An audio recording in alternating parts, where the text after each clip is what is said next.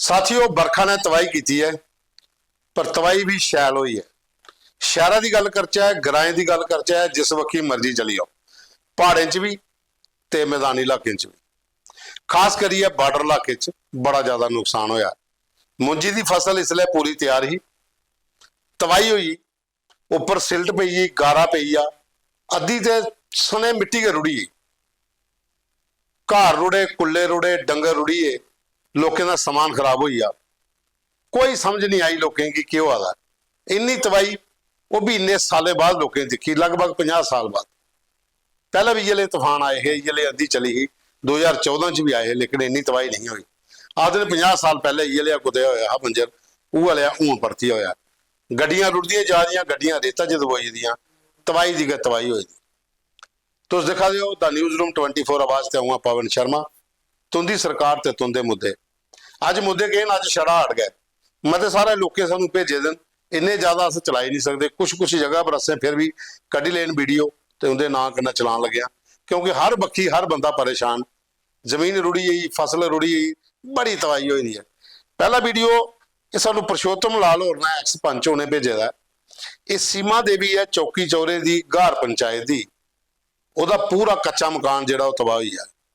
गरीब फैमिली है यदी मदद करनी है जिन्हें भी लोग साड़ा वीडियो दिखा देन उस इलाके दिन या DDC सुरेश शर्मा मंत्री सतीश शर्मा इस लेडी कन्नै कंटैक्ट करन एक्स पंच जो परशोत्तम होर उहदे कन्नै कंटैक्ट करन।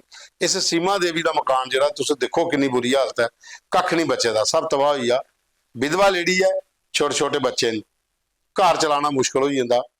यदी हैल्प करने DDC सुरेश शर्मा जी तुसें लिंक भी भेज के मंत्री सतीश जी तुसें भी अपनी टीम की आखिए थोड़ी यदी हैल्प कराई जा।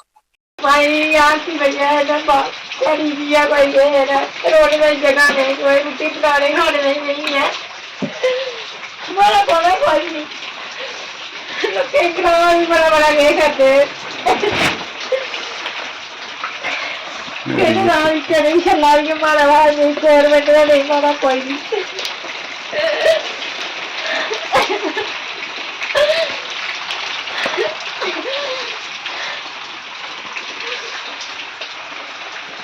भाई कितना 11 करोड़ कितना कुछ रोना है ग्राह के हमारी आंखें हमारा अपनी तो कहते हमारा ये सोचो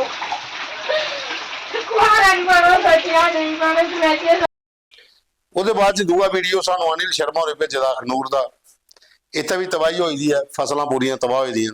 ਇਹ ਜਾਇੰਟ ਕੇ ਵੀਡੀਓ ਚਲਾਣੇ ਨਾ ਹੈ ਕਿਉਂਕਿ ਇੱਕੋ ਲਿਆ ਹਾਲ ਸਾਰਾ ਹੋਏਦਾ। ਉਹਦੇ ਬਾਅਦ ਚ ਦੂਆ ਲਿਆ ਪਰਮੰਡਲ ਹੈ परमंडल के छोटा काशी शिव जी का मंदिर है उत्थे भी चंगी तबाही हुई इन्ना पानी आया कि शिव घाट के अगे पिछे वाली सारी तबाही हुई। उसदे बाद गड़खाल अखनूर उत्थे तो भलिया के ज्यादा तबाही हुई उत्थे तो लोग भी फसे दे। अज उत्थे MLA मोहन लाल MP जुगल किशोर शर्मा तमाम लोग जेडे पुजे दे गड़खाल च 1 नंबर सूगे थले जाओ जिले ते पानी चनाह का इस वकी ढलिया और चंगी तबाही करी गया। 52 फुट पानी इस बारी चनाह च आया मते सालों बाद इन्ना बारा पानी आ जिहड़ा वो चनाह च आया। तो गड़खाल के विजुअल देखो NDRF दी टीमां गई लोगों के ट्यूबवेल बाहर कढ़िया लेकिन फिर भी तबाही बड़ी फसलां तबाह हुई लोगों के गुजरे के कुल्ले जे सारे रुड़ी है। तो इस वकी वाला वीडियो भी तुम देखी लो। वो बाद सारे को एक वीडियो सारी रकवाल का आया सारी रकवाल रूड़ का पूरा रुड़ी आ मकान जेडे कन्ने वो भी डुबी है फसलां सारियां तबाह हुई लोग खुंबे के प्लांट लाए थे वो भी रुड़ी है।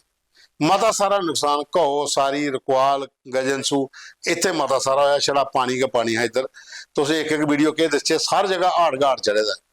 उसदे बाद अरविंदर सगोत्रा होरें सानू वीडियो भेजे दा कंजवानी शांति नगर इतने पानी महल्ले च आया पूरी तबाही हुई हर कोई बंदा परेशान पानी कोला ये भी वीडियो तुम देखो।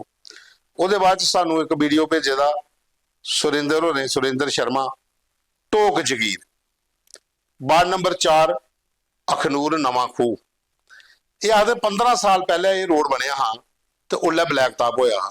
उसदे बाद हूँ बरखा लगी दी तो ब्लैक टॉपिंग सारी रुड़ी जी खड्डो खड्ड पूरा रोड हो जाता। तो श्याम लाल शर्मा और जिले MLA उत्थे तो उल्ले उन्हें रोड बनाया हाँ। उसदे बाद इस रोड की कुछ ने सुध नहीं ली तो अस आगे मोह लाल होरें जो MLA की तुम एक बार चक्कर लाई लो इंडिया वाली बखी भी देखो जी जो रोड है ये बनना चाहिए।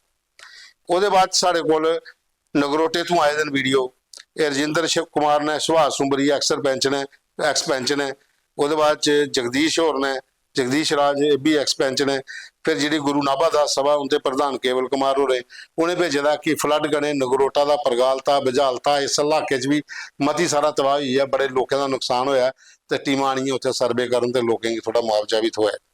ਉਹਦੇ ਬਾਅਦ 'ਚ ਇੱਕ ਵੀਡੀਓ ਸਾਨੂੰ ਆਇਆ, ਇਹ ਹੈ ਜਵਾਹਰ ਨਵੋਦਿਆ ਵਿਦਿਆਲਿਆ ਜਿਹੜਾ ਨਾਰਦੀ ਵਾਲਾ ਅਖਨੂਰ 'ਚ, ਉਹਦਾ ਲਿੰਕ ਰੋਡ ਹੈ ਉਹ ਨਾਰਦੀ ਵਾਲਾ ਟੂ ਜਿਹੜਾ ਉਹ ਜਾਂਦਾ ਅੱਗੇ ਸੰਤੋਖ ਸਿੰਘ ਤੇ ਪ੍ਰਵੀਨ ਸ਼ਰਮਾ ਤੇ ਰਕੇਸ਼ ਕੁਮਾਰ ਦੇ ਘਰਾਂ ਤੱਕ ਉਹ ਸਾਰਾ ਰੋਡ ਕੇ ਪਾਣੀ ਕਨਾ ਰੁੜੀਏ ਦਾ।